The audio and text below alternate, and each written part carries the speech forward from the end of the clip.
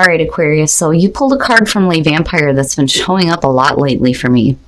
Ancient, Ancestry, Egypt, and Magical Inheritance. And then from Chakra Wisdom, you pull Forgiveness. Now, Ancient. The reason why this card has significance for me is because my husband and I are just recently talking about doing a video here on the channel where we're going to be partnering up with National Geographic's next gen DNA testing and getting really deep into, you know, our genetic history. And what we love about the National Geographic one is they go a little bit deeper than what you would see in like 23andMe and Ancestry DNA. This has the potential here to show us like real deep ancestral roots. And I'm loving that this is showing up for you. But when you're looking at it with forgiveness, you know, it may be a need here for you to get a deeper understanding of who you are and where you come from so that you can forgive family members. Ancient is talking about the family connection and getting a greater knowledge of yourself and how you connect with family members. And again, with forgiveness, it's one of those situations where the quote for this card talks about you don't truly forgive other people, you forgive yourselves for having judged them. But it does talk about in the inspiration how, you know, there may be a need here for you to like focus on your intention and not on the pain when it comes to needing to do some family healing. But it's almost like the way that you're going to be able to do that is by getting a greater knowledge of yourself. So, you know, definitely with Ancient showing up, I will say for Aquarius, if you are looking at doing any kind of DNA testing where you get to look back at how your ancestors migrated from sub-Saharan Africa into the different continents, definitely do your research when it comes to these DNA testing kits.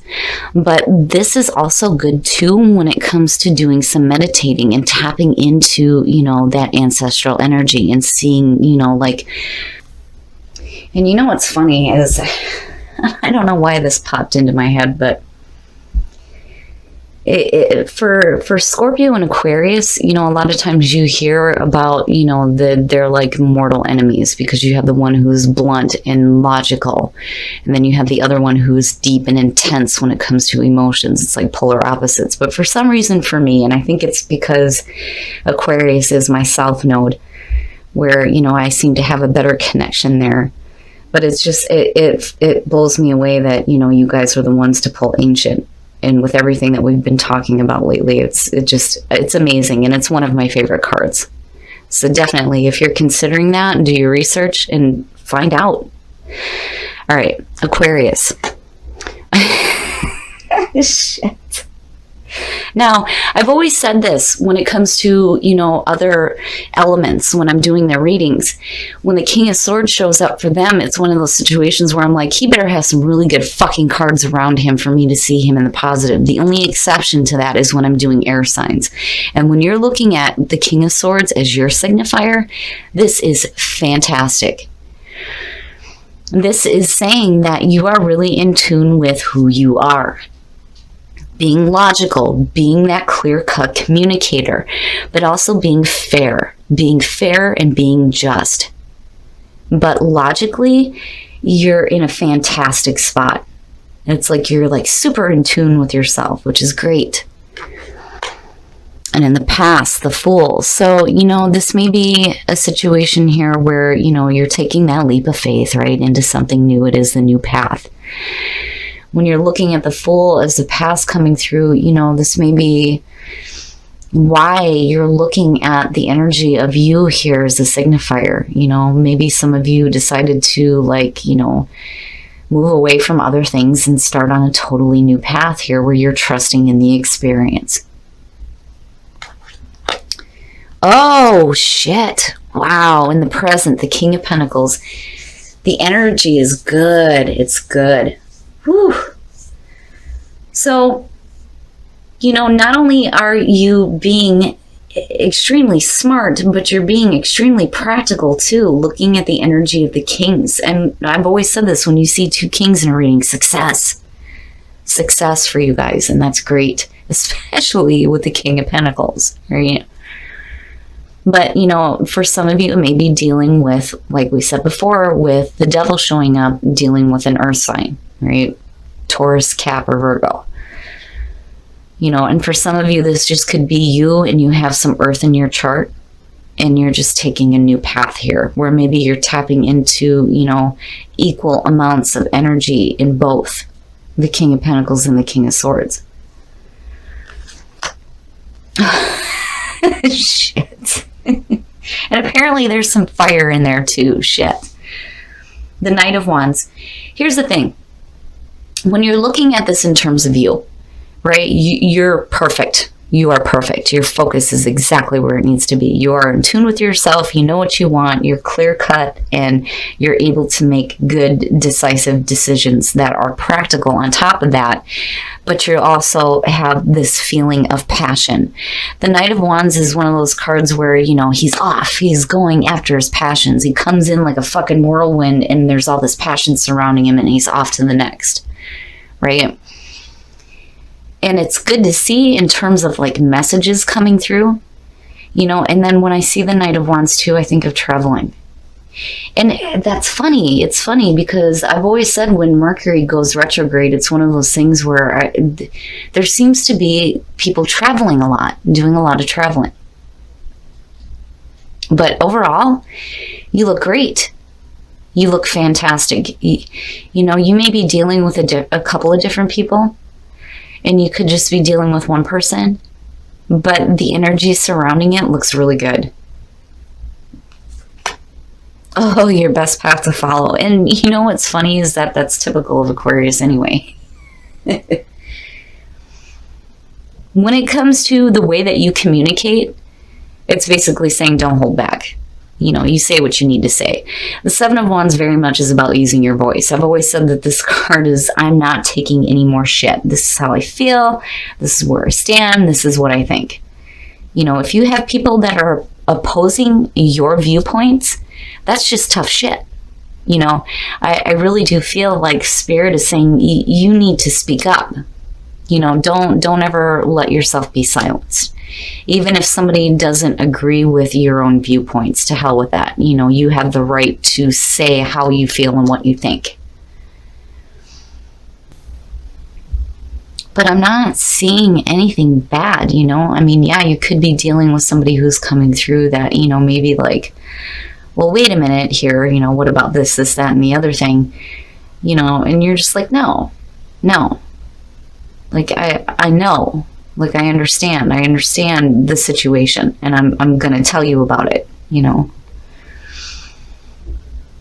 I just kind of worry looking at that and looking at forgiveness. You know what I mean?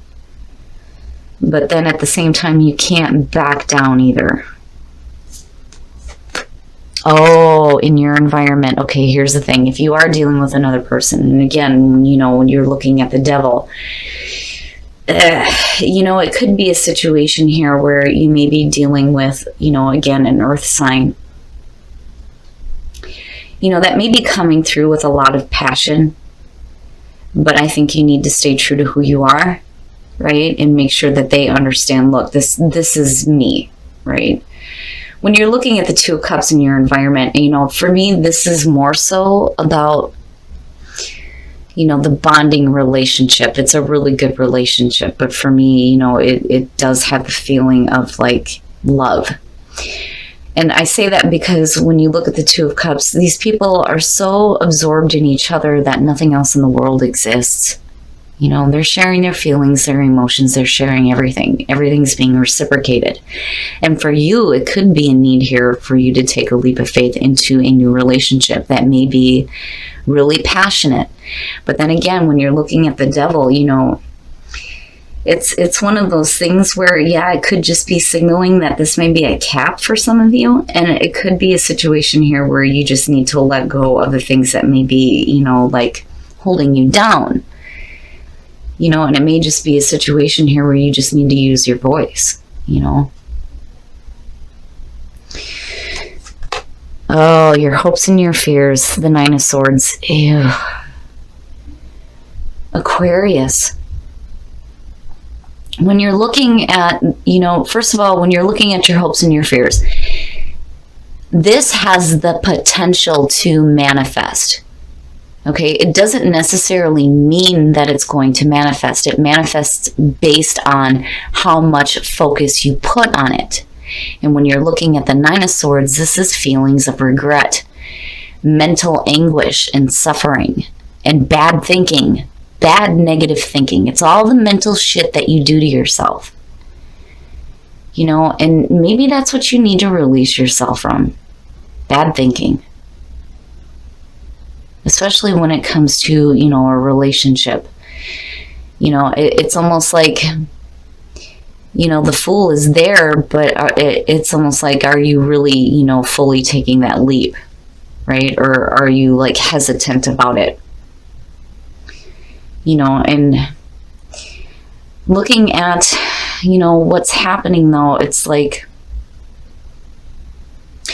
looking at the Seven of Wands, and then, you know, it's funny because the Page of Cups flipping the way it did, you know, this could just be, you know, you needing to voice the way that you feel, which is definitely, you know, something that is not typical for Aquarius, right? It's not that, you know,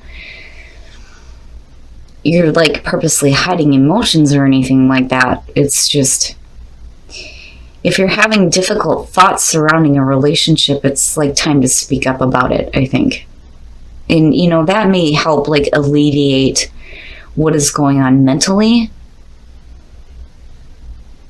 But, you know, again, it's just something that's there. It's there. There's an acknowledgement, but, you know, it only fully manifests into reality, again, based on, you know, how much focus you're going to put on this. But I'm like, why are you thinking so negatively about another person?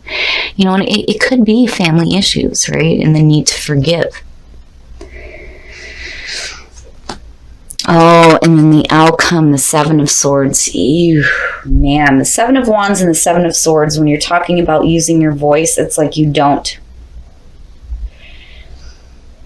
The Seven of Swords too is one of those cards where, you know, I don't, in this deck, I don't see it as like sneaky, deceptive shit. You know, I just think it's, you know, not really speaking.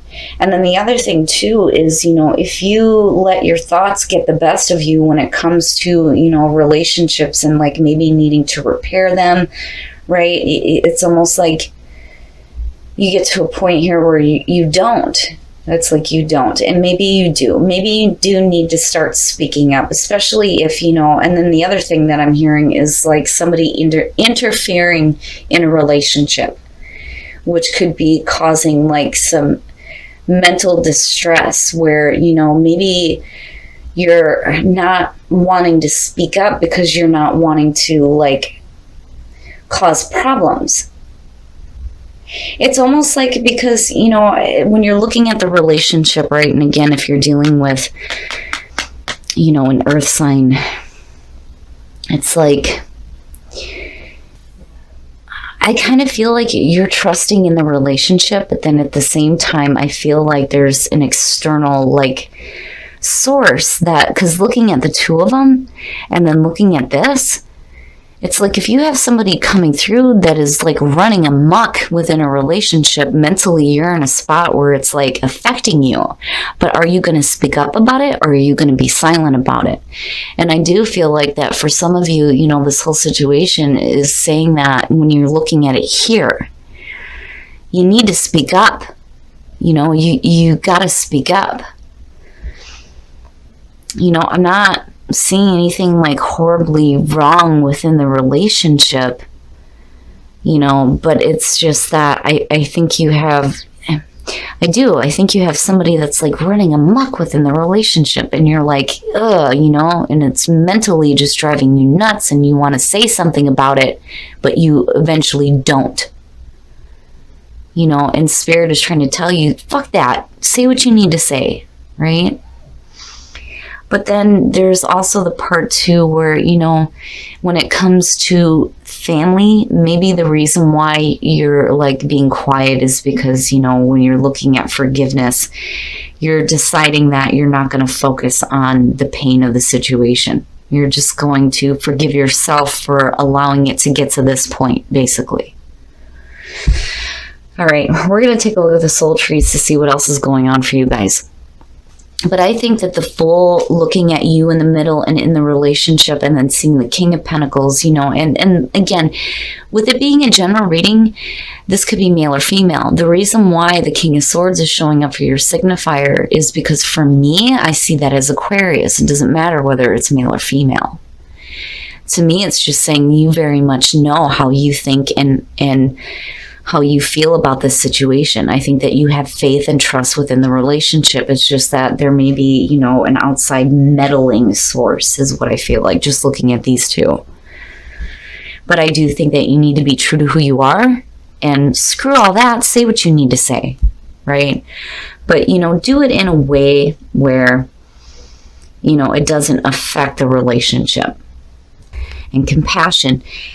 Here's the thing, when it comes to, the Nine of Swords and tranquility, definitely, you know, that's what you're needing. You're needing some tranquility. The possibilities are endless when it comes to dealing with the situation. But the best way, I think, for a lot of you to do this is to have compassion. And here's the thing with compassion. When you're looking at this card, it's asking you to have compassion for other people, even though you may not understand why they're acting the way that they choose to. Calling in your soulmate, your prayers and affirmations and visualizations help bring you together. And then release your ex. Wow, the time has come to clear your energy. Whew.